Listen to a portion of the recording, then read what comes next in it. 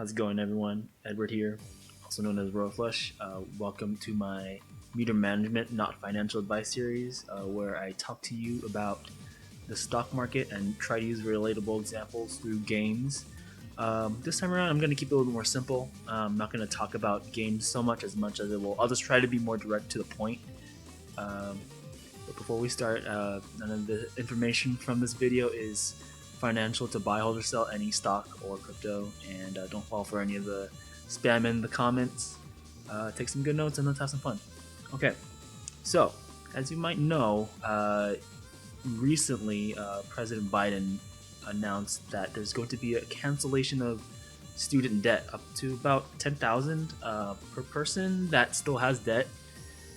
There's a lot of details to it, but for me personally, it affected me a lot because I had about 9,500 left in debt to pay, and it was paused sometime right around COVID.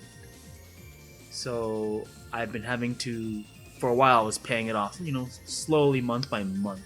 But ever since it's been paused since 2020, I stopped paying it, and I was just really crossing my fingers, hoping that it wouldn't. I wouldn't have to pay it with interest anymore and accrue, more debt on top of my already existing debt. So for me, it's kind of a big relief.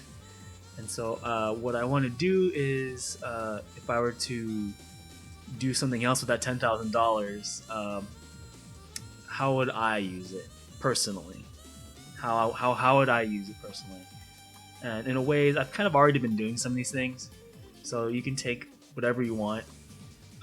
But just use whatever I say that applies to you best.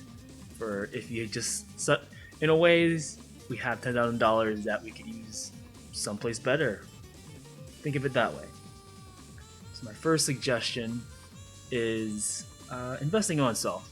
Honestly, I like buying some cool stuff. I mean, I wouldn't have this whole setup here, all these cameras, this microphone I'm talking into, my laptop, this PS5 I'm pointing at, the DDR dance pad I use to play Dance Dance Revolution. There's a lot of things I've invested in just to start producing content like this in the last couple years. So in a ways, I've been investing myself. I invest in myself all the time. Really just treat yourself. Money is meant to be spent, and if you're just gonna hoard it all away and not spend on anything, then you're not really using it for its, I guess, intents and purposes, for lack of better, word here, really. So think of it like that.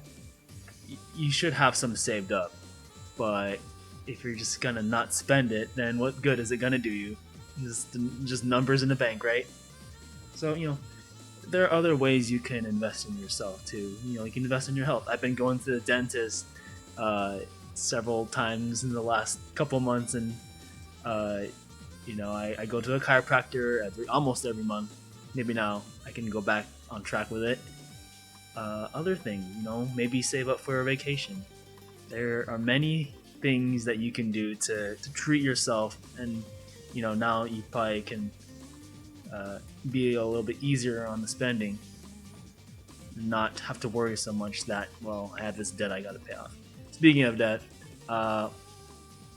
I normally don't have any debt at the end of the month. Usually by the end of the month, I make sure everything gets paid on time, so that way I don't continue to accumulate debt. Because it's no fun when, I gotta tally up the bills, pay it all off. I like to make sure that all the bills are paid off, so that way by the time they're all paid off, I know it's still left in the account, my bank account, and then I could keep on going and use my money ways that I see fit, as opposed to just paying the bills. And now the other suggestion that I have is, well, what if I had the skill set that I have a year and change later from starting my journey to financial freedom in the stock market that I do now? I have a few ideas as to how I would use 10K if I were to start from scratch again. So the average return on the stock market is about 10% a year. If we're going by 10% here, And let's just say I wanted to blow all $10,000 on one specific company, how far would I go with just one? You just look at the chart here. You can see every year, you can see the years that we're on here. 2018, we don't need to look specifically at the numbers, but you could just see that every year it goes up. And based on that fact of 10%, I would say it holds pretty true. Though this last year's been kind of a shaky one. You can see the big dip compared to the 2020 COVID dip here. But how do you know we're getting at a good price? Well, there's several ways we can go about choosing a blue chip that we would just want to put $10,000 into. Honestly, you can kind of just go with the ones you like. Actually, one of the very first stocks that I put in when I started my journey was Costco. And I did actually get to ride from this 2021 dip right there all the way from like February to July. I actually did ride it up all the way to the 530s. I was putting in several hundred a month towards it. Another idea would be to focus on dividend paying stocks. The advantage of dividend paying stocks is that they always pay on a specific date. There are several ways you can go about this. Most companies pay dividends on a quarterly basis, but there are some stocks that pay on a monthly basis, like real estate REITs. So what I have here is O, and they pay a dividend of 0.2475. So if at this currently it's at 69.91, would multiply the dividend per share times the amount of shares we have, you would get $35 a month. If we were to times that by 12, you would get an extra $425 a year just in dividends alone if you were to put $10,000 straight into a monthly paying dividend company. Now, as I mentioned, this stock is specifically a monthly paying dividend. So as we can see here, you can just look up the companies that pay dividends. If they do, you go here to the corporate actions and you look up dividend, and then you look up the dividend date, and then you can calculate how much you get per month. Okay, now the wheel strategy is a very common strategy I use. I usually gather 100 shares of a specific stock, and then you sell covered calls on them at a strike price that's above the cost basis. The reason why I like that is because unlike dividends where they pay on specific dates only, you can write covered calls on a weekly basis, bi-weekly, every 3 weeks, sometimes even monthly, depending on whether you are comfortable with the payouts with the price you're willing to sell the price of the stock at. And so I'm going to focus here on a few stocks that have actually split in the last year, and those would be Amazon, Tesla, and Google.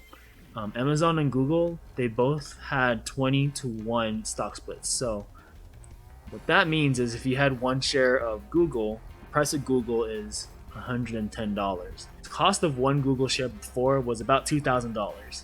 So now that they've split, it's easier to perform covered calls on them.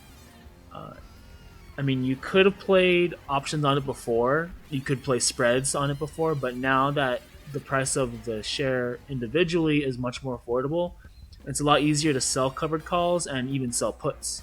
So Amazon's had a pretty nice earnings recently, and it's a little bit better than Google's in my opinion. Let's go ahead and go just another week out from next week's expiration, and then we can go ahead and look at the spread. Okay, that's a lot better, because currently at the money we're at 130 here, and very close to the money it's paying 300 right there. So my original cost basis on Amazon when I still owned it was about $124.75. So, and it has since gone up.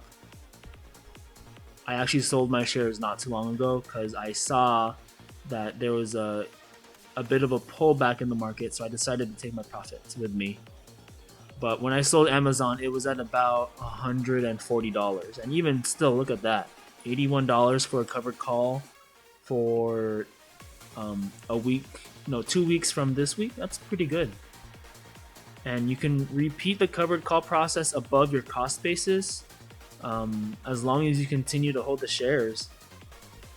On the flip side of things, if you had $10,000 after you got exercise, or if you wanted to pick it up on the flip side using a sell put, we can go ahead and see how much you would get paid. We'll even look at the next week expiration. So if you had specifically $10,000, you probably wouldn't get paid very much for initiating a cash secured put at this strike. But if we're at the money here, and you had actually $13,000 to be exact,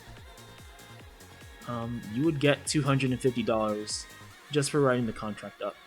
I prefer to do the wheel strategy as opposed to just buying dividend stock, because you have much more control of whether you want to pay yourself in covered call premium, as opposed to waiting on a specific date and then you get paid.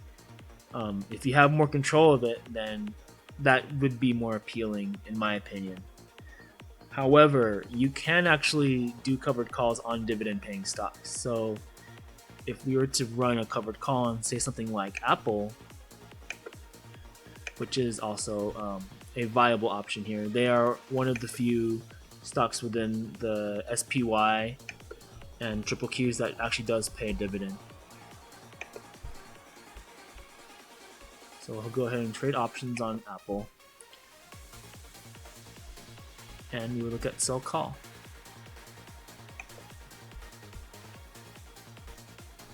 So as you can see here, Apple is actually doing pretty well too.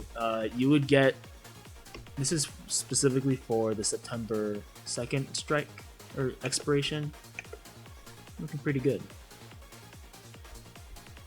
You could see around at the money,